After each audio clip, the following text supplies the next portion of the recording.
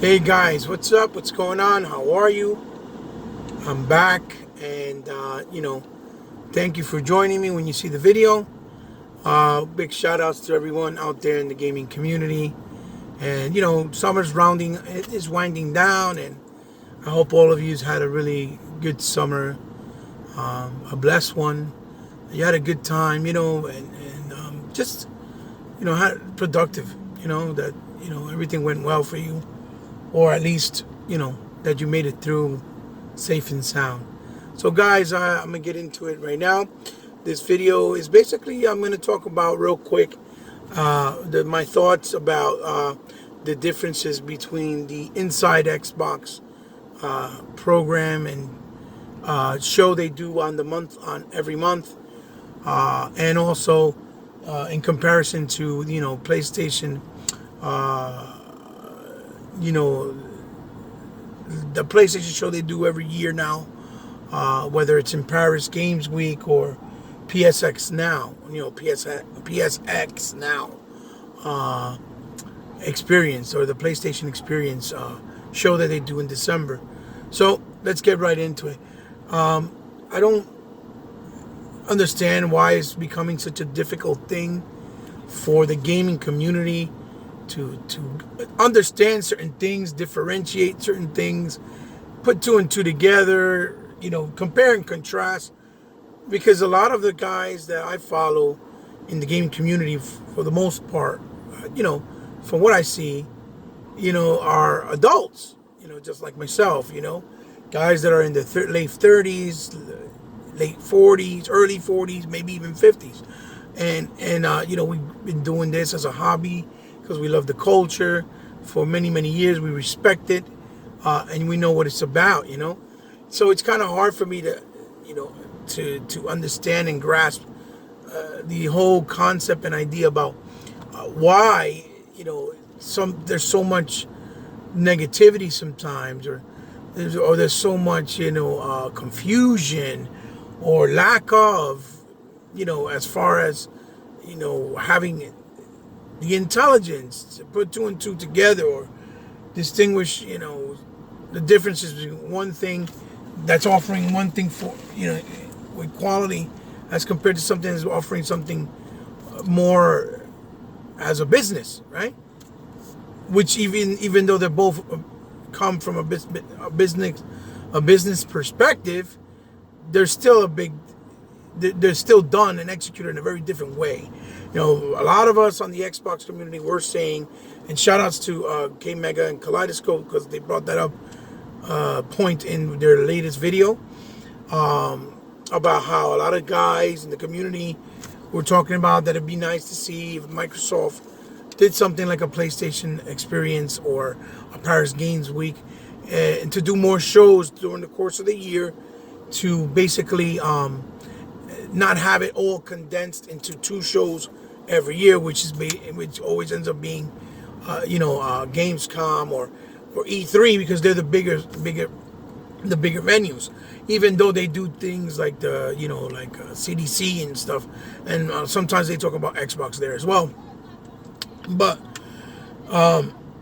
what people don't get to is that they can't do something like, let's say, Tokyo Game Shows, in Japan, or because the Xbox is not a console that was ever embraced in Japan, ever. So the fact that it was never embraced, there's no way that they can really spend a lot of money to go there and do these shows, and they're not going to get no profit in return on it, because they're still not going to change the minds of the society and the people over there that are already set in their ways to mainly either like or support properties, and especially when it comes to video games, from companies that are Japanese centric, like PlayStation and Nintendo, and in many cases portable, because that's what they like, which both Nintendo and obviously PlayStation offered, and Xbox has never really offered portable gaming, because it just doesn't make sense for them, I guess. Even though they offer it through something like Play Anywhere now, right? The PlayStation Network or PlayStation Experience, Paris Experience, is just they gather up a bunch of stuff where they basically either regurgitate the same thing they showed you, they'll just show you newer stuff about it, and put it in the show and show you little smaller things here and there, little announcements here and there, whether it's an indie game, whether it's a controller or a new console, custom console, and that's basically what they show you in these shows. But the biggest thing that people fail to forget is they are shows that you have to pay for it to get in. Like the PlayStation Experience is a $90 ticket to get in, right?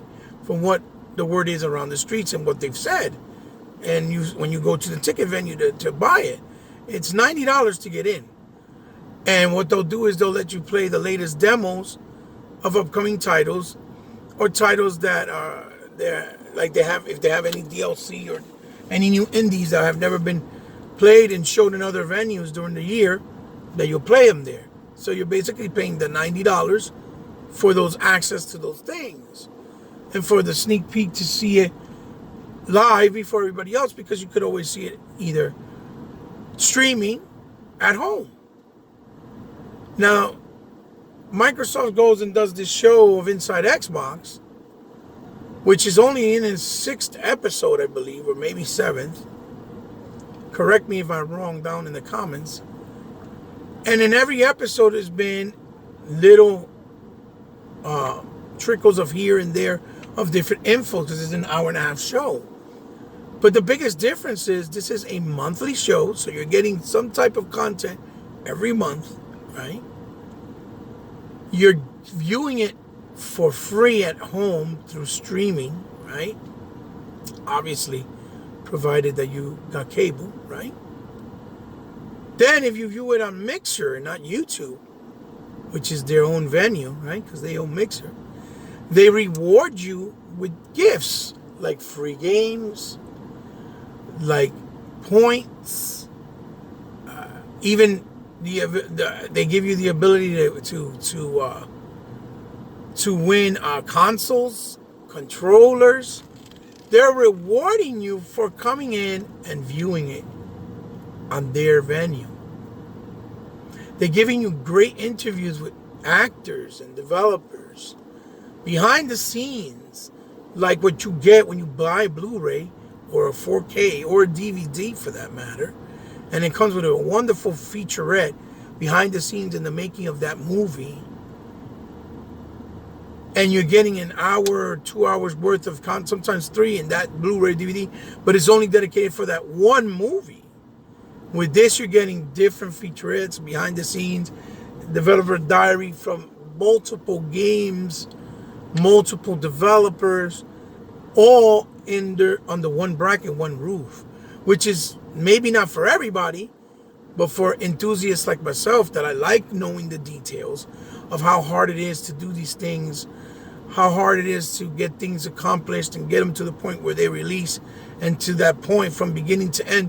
I find that very intriguing and interesting. I like knowing about those things. So for people like myself, and I know there's other guys that are many guys like me that are gamers and movie enthusiasts that appreciate things like that, behind the scenes and interviews and how they make the games and the development cycle and all those types of things. There's many guys out there like myself that I know like these things. So if you don't like those things, I can understand. But remember, you always have the option to leave, stop watching, and come back. And just watch the areas that you want to see or that you're really interested in. And then also, when they do these shows, they're giving you little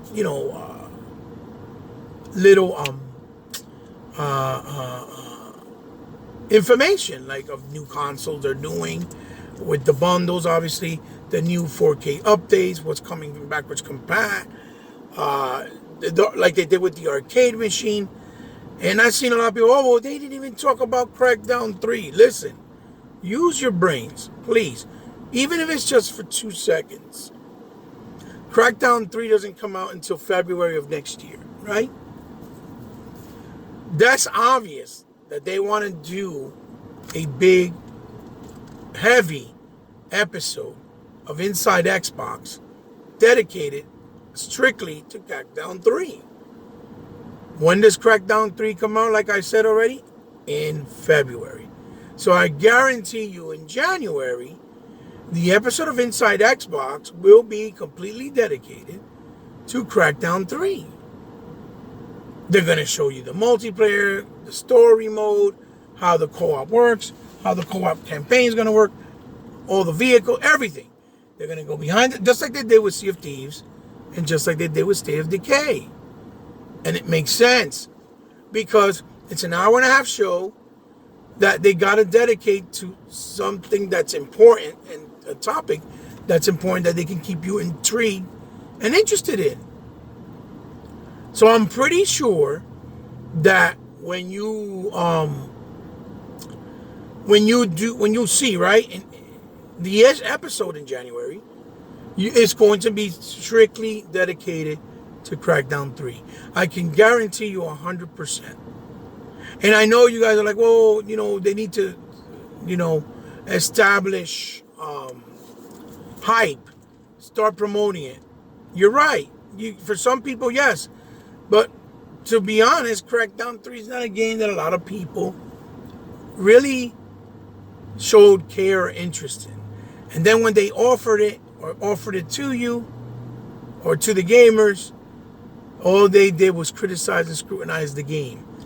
Well, even though the game was a lot of fun. And I never played Crackdown in the beginning when it came out because of that same reason, because I never really thought it was going to be my type of game or that fun. And when it went backwards compat, I played it with shout-outs to Master Chief, and I had so much fun and I really enjoyed it. Now I'm looking forward to it a lot. It's one of my most anticipated games from Xbox starting next year. So I'm really looking forward to it. And I think it's going to be awesome. Because I know what to expect. And now it's going to be in a grander scale. Especially after playing Crackdown 2. I mean 1. And I'm pretty sure either in January or sometime in December, more than likely they're going to give you Crackdown 2 in Game Pass. They're probably going to offer it on sale as well. And I wouldn't be even surprised if they give it out for free for the Games with Gold offerings from the 360 either in December or January. Come closer to the Crackdown release. They do things closer to the release of the games, and I've always told people this, because they want the idea of those games and the hype for those games to be close to the release of the new games, so that it's still fresh in people's minds and they don't forget about it. So they're paying more attention to it. They're more aware, because they're like, oh wait, the game comes out next month, right? Oh shit, word. And it keeps the mind fresh on those games. And that's how Microsoft has done their marketing that people probably think sucks in a lot of ways, when it's really just their way of doing things for a long time. They start to hype up and market their games always when it gets close to the release of the games, like they're doing now with Forza, right? Like they did with Sea of Thieves, like they did with State of Decay 2, because they always market the games closer to the launch and the release to keep it fresh in gamers' minds, because most gamers' attention span, especially casuals, is very short-lived. They forget. They tend to forget. Okay? Instead of marketing all year long, and then, even though they've spent all that money, and they still don't get the attention of all the people they want to, and the games still don't do as well as they would have thought or expected. So I'm pretty sure it's a smart way of doing it without spending as much money. Sure, if they do it all year long, could they possibly gather a bigger audience? Yes, probably. But it's not really a certain thing. It's something that has a lot of uncertainties. So we can't really know. We just can guess. So, it's just the way they do things, their style, and that's okay. That's the way they do their things. Should they ramp up their marketing? Of course.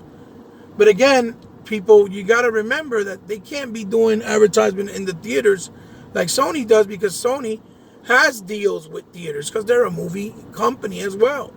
they release movies in all types of theaters around America and the world. So that's part of their deal, to make trailers and put them on their commercials and previews at a fraction of a cost. Probably they don't even pay for it. It's probably just, oh, you're allowed to do 5 trailers on every set movie based on your company, and they could add video game trailers or movie. So guys, I'm back again. I'm sorry about getting cut off before. I think the sun made my camera overheat, and it said I needed to turn it off. So that's what happened. So this will be an extension of the first video, but it'll be connected as one. If you're still tuned in. So yeah, so like I was trying to say right before it cut off, was that with Sony, for them to advertise in the movies, in movie trailers during a movie, whether it's theirs or somebody else's, it's not a problem, because that's part of the deals that they do with the movie theaters around the world and around, around the country. So they could add movies, whether they're off or based off their video games, or of upcoming movies that they're actually distributing themselves, whether it's publishing or doing themselves through their Sony independent house. So it's like I said, it doesn't cost them anything, as opposed to Microsoft. If they put advertisement in the movie theaters for any type of game, since they don't have a movie theater or a movie they don't have a movie a company, right? Microsoft has to pay out of pocket big money to advertise. Advertising trailers in movie theaters is really it's really expensive. Really expensive. I'm trying to turn here. It's really expensive. I need better lighting. Hold on. It's really expensive. It's not something that's cheap. Like people may think. It's not really. It's not something that's cheap. It's really expensive to advertise trailers in movie theaters.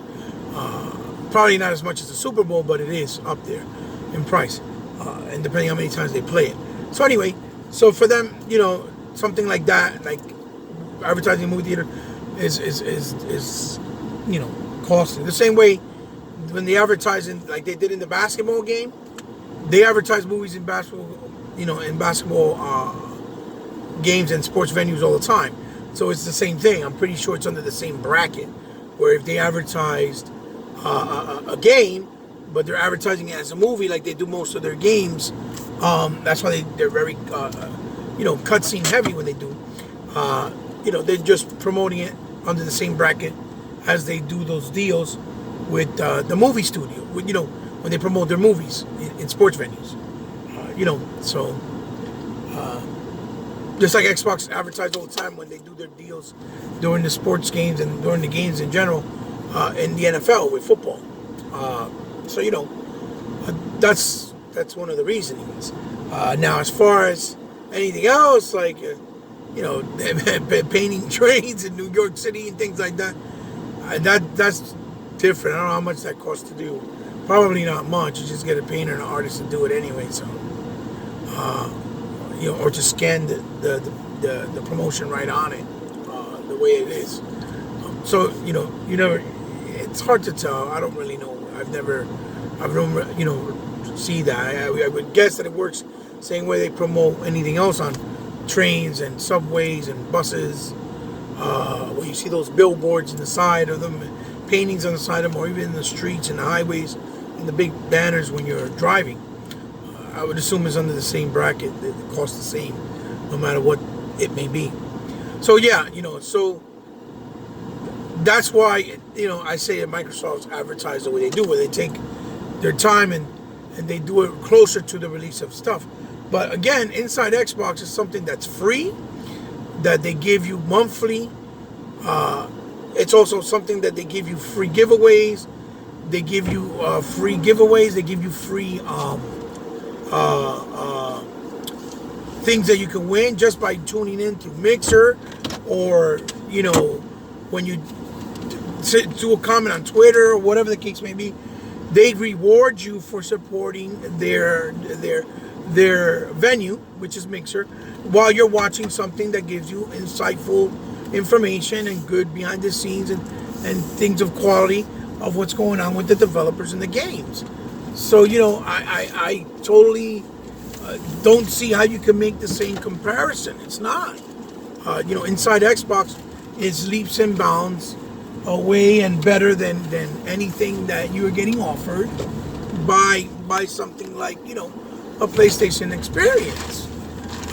It just is. It's not me throwing shade or hate. It just is.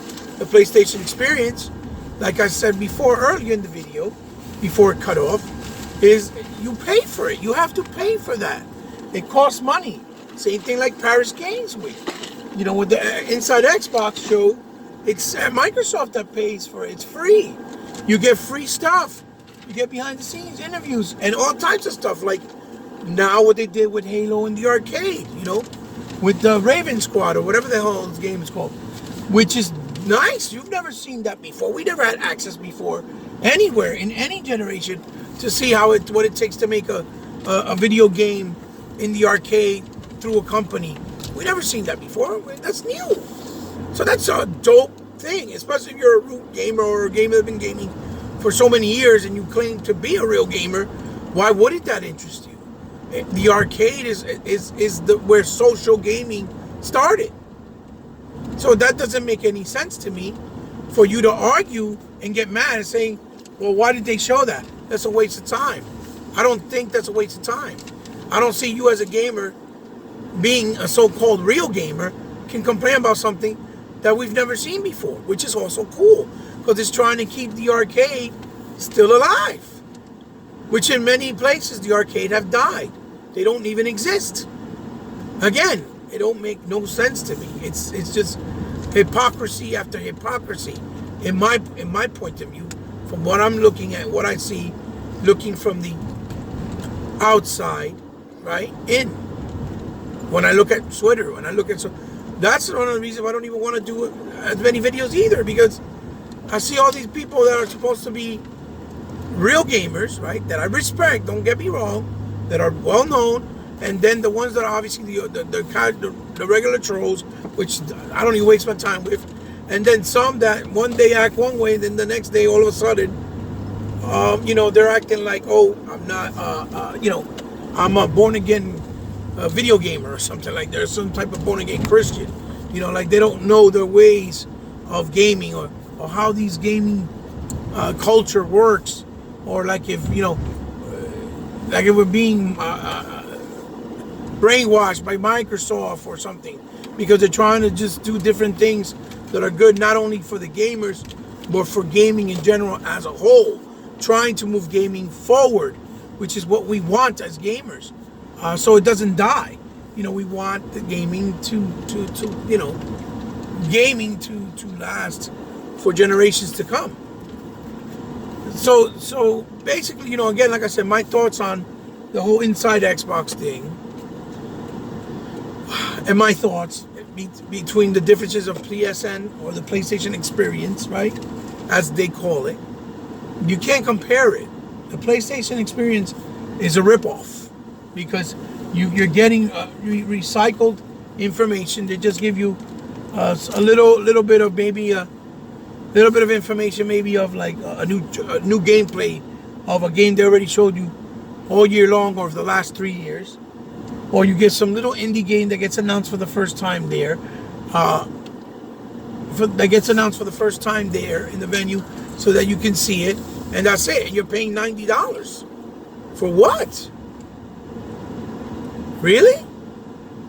While Inside Xbox does the same, gives you rewards, and is using it as a venue to keep announcing little things here and there. Trickle, like somebody was saying, oh, they didn't do a Forza custom console. Well, maybe they'll announce a Forza custom console in the episode of Inside Xbox in September, right before the game launches. You don't know that. I don't know that. Nobody knows that. You know what I mean? And if they did it, then maybe that's because they didn't have enough money to put towards custom consoles this year, because all their money went into acquiring those new studios. They're building a brand new location for Ninja Theory, for Christ's sakes, from scratch, so they can house all the people that they need in their development team. That doesn't cost $2. That's not cheap. Okay? I don't see Sony saying they build a brand new house for development for their for Kojima's son's new development team. I don't see them doing that. Oh, they gave us the access to the Decima engine. Thank you. Oh wow. Just like Microsoft does with any of their stuff. If they have turn 10, let Playground Games use their engine for Forza. Okay, Horizon. The same way they let gamers use their dedicated servers for free for their multiplayer. It's a big fucking whoop. It comes with the territory. Big whoop. Who cares? That's not impressive. So anyway, I don't want to go too long on it and make it seem like I'm like I'm on a tangent or just crying about something. I just wanted to give my thoughts on what I might take on what I'm seeing. Listen, you can't satisfy everybody. I already know that from experience through life, from my children, from my wife, friends, everyone. And now, this social media with Twitter and YouTube and Facebook. You can't satisfy everybody. You just can't. So if you're a person that enjoys it, tune in and just enjoy it. And if you're a person that thinks that it's a waste of your time, don't watch it. Or just watch the recaps and parts and pieces that interest you, and that's it. You're still winning. It's not like you're losing anything. And it's still helpful for the Xbox community, because it's giving the ones that do appreciate it something to look forward to. Whether it's big or small, it's not the point. They're giving it to you in small trickles because you're getting it all year long. So they got to disperse the information and the content. They can't just give it to you all under one wall and under one roof and one event like they do with PSN or Paris Games Week. They can't do that. It wouldn't make any sense.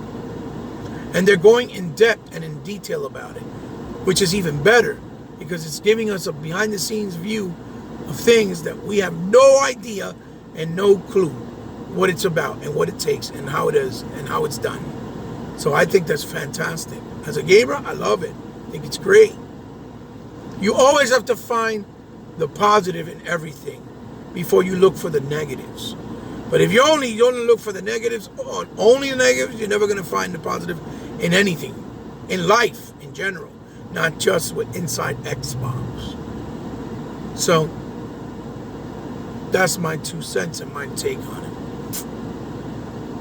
Remember, everything has a beginning and a start.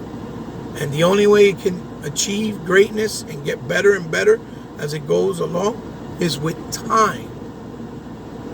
Microsoft gave us this show as a starting venue to do something positive and something informative that gamers wanted. So there's only nothing but room for it to grow. But if we keep complaining, eventually what will end up happening is, more than likely, it'll go off air and we won't have nothing else to look forward to again, which will start us back from the drawing board.